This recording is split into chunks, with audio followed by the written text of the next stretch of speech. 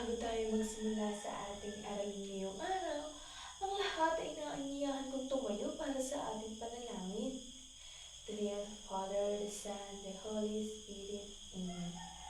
We thank you, Father, for this precious moment. Bless us with capability to understand, surrender to learn, and passion to share. Amen. In the name of the Father, the Son, the Holy Spirit.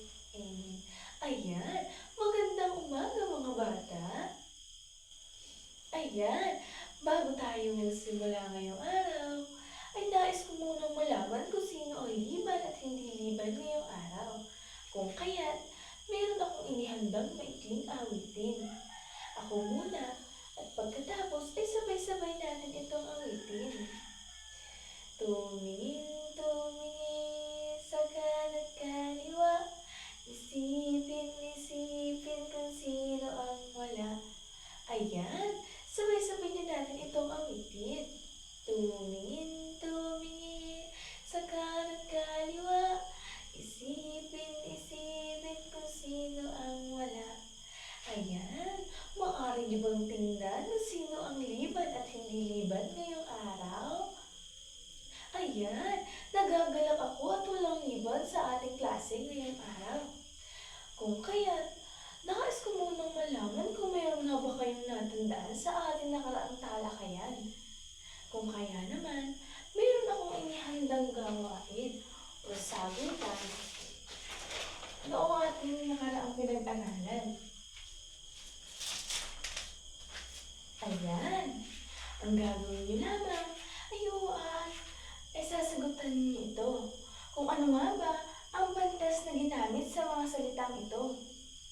Ngayon naman, kung sino ang gustong sumagot, ay tumaas lang ang kamay. Okay, sino gustong sumagot sa number 1? Yes, Angel? Ang number 1 ay, ano ang ginagawa mo? Pakisagot nga, Angel, kung anong bantas ang ginamit sa number 1? Ayan, ginamit na bantas sa salitang ano ang ginagawa mo ay tandang pananong. Tama ba si Angel? Ayan, magaling. Ngayon naman, sino ang gusto mong sumagot sa number 2? Ang tanong sa number 2 ay, oo, ako nga. Maaari mo niyo bang sabihin sa akin kung ano ang bantas na ginamit sa salitang ito? Yes, Jeanette? Ayan, magaling. Ngayon naman, tadako tayo sa number 3. Sa number 3, grabe, ang ganda mo. Maaari niyo bang sabihin sa akin kung anong bantas ang ginamit sa salitang ito? Yes, JB? Ayan, magaling. Ngayon naman, sa number 4. Ikaw ba? Maaari mo bang sabihin sa akin, Saria, kung anong bantas ang ginamit sa salitang ito?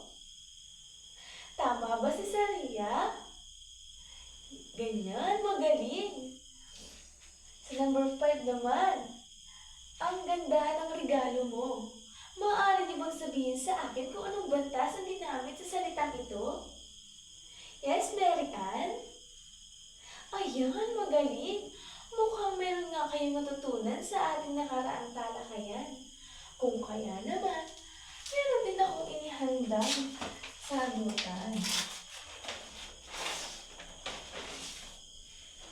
Ang gagawin mo lamang ay huhulaan kung anong bantas ang mga ito. Ang gusto mo sumagot ay tumaas lamang ang kamay at may premyo kay Ma'am. Kung tama ang makukuha mong sagot. Ayan, ang una ay, o kaya, sabay-sabay niyo na lang sabihin kay Ma'am kung ano nga ba ang bantas ng mga ito. Ayos ba yun? Ayan, magaling. Ang una, anong bantas kaya ito? Ganyan, ang bantas nito ay tuldok. Magagaling. Ang kasunod, anong bantas kaya ito? Ayan, magaling. Ang bantas na ito ay tandang pananong. Magagaling. Kasunod, ano kaya ang bantas na ito? Ayan, Magagaling! Talaga namang meron silang natutuhan sa ating aralin ngayong araw. Kasunod, ano kayang bantas ang mga ito? Ayan, ang mga bantas na ito ay tuldok-tuldok. Ayan, mabuti naman at nagkakaintindihan tayo mga bata. Last, ano ang bantas na ito? Ayan, magagaling. Meron nga kayong matutunan sa ating aral ngayong araw. Kung kaya naman, meron din akong handang gawain.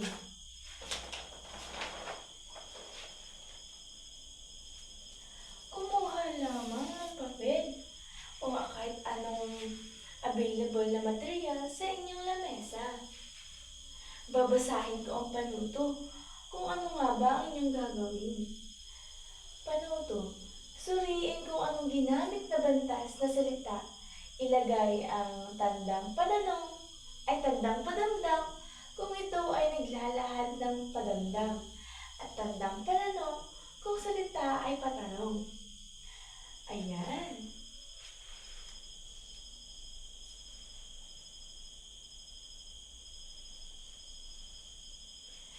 Kung tapos na, ay maaari nyo yung nang ipasa ito paunahan at ibigay sa akin.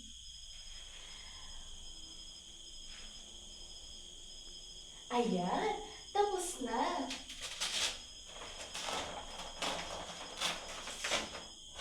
Kung kaya naman, meron pa. Ano nga ba ang ating kasunod na gagawin? Meron lang akong mga katanungan at sasagutin niyo lamang ito base sa inyong nalalaman.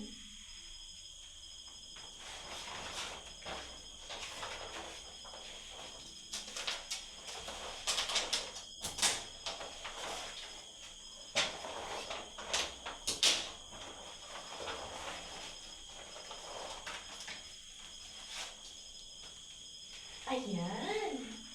Sino gustong bumasa sa number 1? Gusto niyo bang basahin ko ulit? Ayan.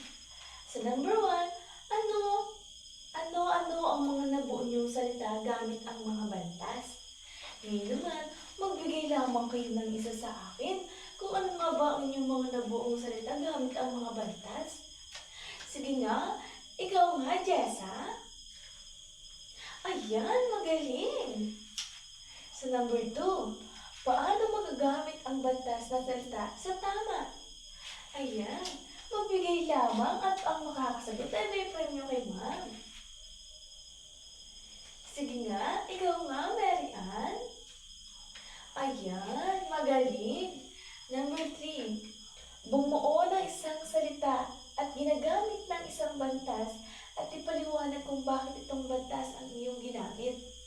Ayan, sino gustong magbigay? Ikaw nga, Saria.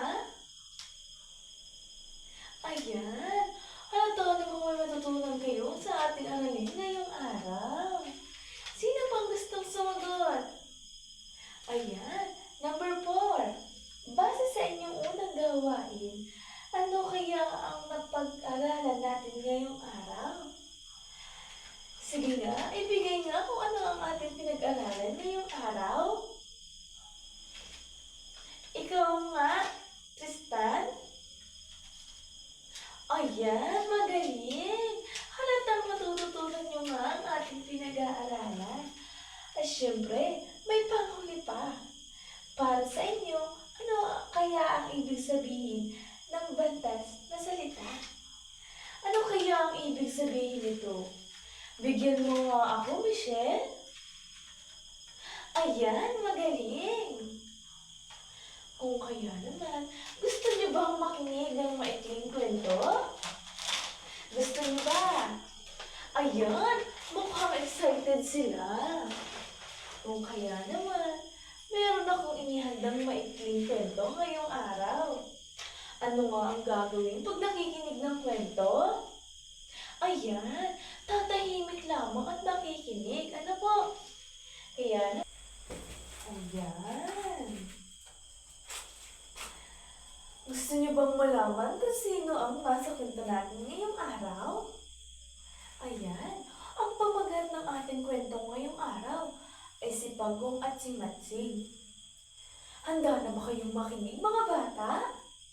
Ayan, kung handa na, ay makinig lamang at umupo ng maayos. Ayan, si Pagong at si Matsing. Noong unang panahon, may magkaibigang si Pagong at si Matsing.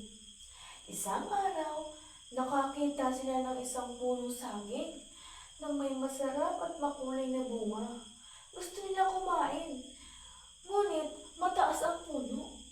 Ano nga ang nakita ni Pagong at ni Matsing? Ayan, magaling! Sinabi ni Matsing kay Pagong, "Kaibigan, ako na ang aakyat dahil ikaw ay mabagal. Ibibigay ko sa iyo ang mga bunga na nasa ibaba at ako naman ay kukuha ng nasa itaas." Sumang-ayon si Pagong at naghintay sa ibaba. Sino nga ang umakyat sa puno ng saging? Ayan, magaling! Ngunit, nung makarating si Matsing sa tuktok, nagsimulang kumain siya ng pinakamataba at pinakamasarap na saging. Hindi niya iniisip si Pagong na naghihintay sa ibaba. Nang mapagod si Matsing, tinapon na lang niya sa lupa ang mga tuyo at maliliit na bunga, habang ang mga sariwa at malalaking bunga ay kanyang kinain. Ano nga ang ginawa ni Matsing nang makarating ito sa tuktok ng saging? Ayan, binigyan nga ba niya si Pagong ng saging na kanyang nakuha sa itaas? Hindi. Ayan, nagalit si Pagong nang makita ang mga tinapon na bunga. Upang parusahan si Matsing, hinila niya ang mga ugat ng puno ng saging hanggang sa ito'y tumumba. Nabigla si Matsing at nadapa dahil sa kanyang kasakiman. Hindi na niya nagawang makatakas at siya ay napahamak. Nagustuhan niyo ba ang ating kwento ngayong araw? Ayan, kung nagustuhan ninyo, gusto ninyo pa ba ng ating talakayan ngayong araw? Ayan, nakakatuwa naman at nagustuhan ninyo ang ating aralin ngayong araw. Kung kaya naman, mayroon pa akong inihandang sagutan.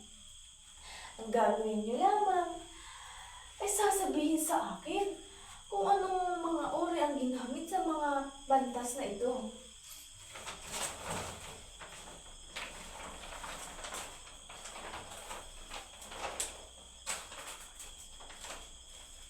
Ayan.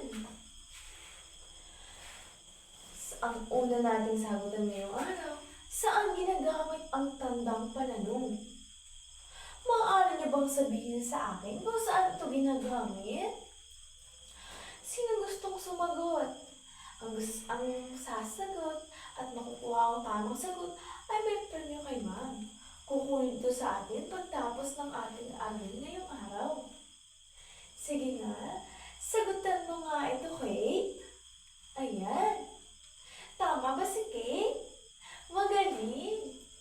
Pangalawa, sa salitang hala, ano ang bantas na dapat gamitin? Alam niyo ba kung ano ang dapat gamitin sa salitang ito? Sige nga, ikaw nga, Artibella. Ayan, magaling. Halata namang nag-i-enjoy kayo sa ating aralin ngayong araw. Kung kaya naman, meron pang kasunod. Sa mga salitang ano, bakit, sino, anong bantas ang dapat gamitin? Alam niyo ba kung anong ang bantas na dapat gamitin sa mga salitang ito? Kung alam niyo, maaari bang itaas ang kamay at sabihin sa akin kung ano ang bantas na ginamit sa mga salitang ito?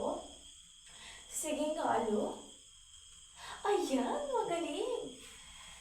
Kasunod, sa pagtatapos ng isang salaysay o kwento, anong bantas ang ginagamit? Maaari niyo bang sabihin sa akin kung ano ito? Sige nga, ayan. pahuhusay ng mga batang ito. Ngayon naman, at ang panghuli, anong uri ito ng bantas? Anong uri nga ba ng bantas ang tatlong ito? Maaari niyo bang sabihin sa akin kung anong uri ng bantas ito? Sige nga, ikaw nga, Mary Ann. Ayan, magaling at talaga namang. Ngayon naman, gusto niyo pa ba ng ating mga gawain? Ayan, mukhang gustong-gusto niyo pa nga talaga. Kung kaya naman, meron akong inihanda dito. Ang gagawin lamang ay maghahati kayo sa tatlong grupo. Ito ang pangkat masiyahin, pangkat masipag, at pangkat matapang. Ang gagawin niyo lamang ay sasagutan ang mga ito. Ayan. At ito ay pagkatapos yung sagutan, ay ipapaliwanag niyo ito sa akin. Ayan. Mukhang tapos na ang unang grupo. Kung kaya naman, maaari bang pumunta dito sa unahan at ipaliwanag sa akin kung ano ang inyong nabuong mga bantas? Ayan, magagaling. Kung kaya naman, bigyan natin sila ng magaling clap. Paano ang magaling clap? Ito lamang. 1, 2, 3. 1, 2, 3. Magaling. Magaling. Magaling, magaling, magaling. Ayan. Bigyan nga natin ng magaling clap ang unang pangkat. Ayan, magagaling. At talaga namang, ayan, mukhang handa na rin ang pangalawang pangkat. Pumunta nga sa unahan at ipaliwanag kung ano ang inyong nabuong mga bantas. Magagaling. Bigyan naman natin sila ng magaling clap. 1, 2, 3. 1, 2, 3. Magaling. Magaling. Magaling, magaling, magaling. Ayan. Mukhang handa na rin ang ating ikatlong pangkat. Kung kaya naman, maaari ba pumunta sa unahan at ipaliwanag ito sa akin? Ayan. At talaga namang napakahusay ng mga batang ito. Kung kaya naman, bigyan din sila ng ating magaling clap. 1, 2, 3. 1, 2, 3. Magaling. Magaling. Magaling, magaling, magaling. Ayan. Maaari na kayong bumalik sa inyong mga upuan. Gusto niyo pa ba? Ayun, mukhang tinatawag na sila. Pero hindi dapat. Meron pa tayong panghuling gawain. Madali lamang ito at parang yaman niya ang mga ito. Ayan. Kumuha lamang ng isang papel at ballpen. At sasagutan niyo lamang ang mga ito. Babasahin ko ang panuto. Panuto, suriin kung anong bantas ang nakalagay at isulat sa patlang kung anong bantas ito. Ayan, maaari na kayong magsimula. Pagkatapos niyo magsagot, ipasa ito pa unahan or punin sa unang upuan.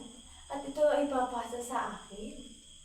Ayan, mukhang tapos na ang lahat. Kung kaya naman, meron din akong inihandang gawain. Ito naman ay gagawin niyo sa inyong tahanan. Ayan. Ang panuto. Magbigay ng 10 salita na ginagamitan ng bantas. Ayan. Ngayon naman, tapos na ang ating